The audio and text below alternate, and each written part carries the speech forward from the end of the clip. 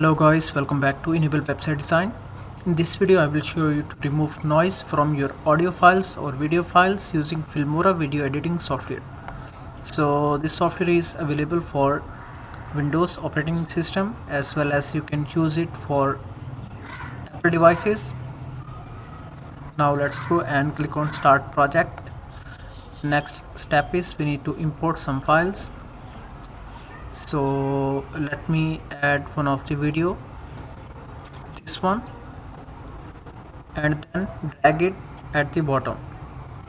Here we can select one of the format. This one is the current video format. I want to use this one.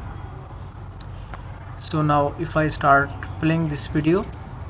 Hello guys, welcome back to Enable Website Design. In this video I will show you to add animated particles in your Elementor WordPress website. First of all, this video contains some noise. So now here you can go and click on audio, then denoise. Here you can enable this feature, and then here you can see it has started working on it.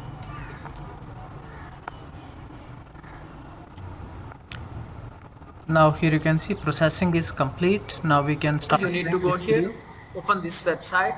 So I will give you the. Now here you can see noise is removed. So now you can easily export this video in your desired format.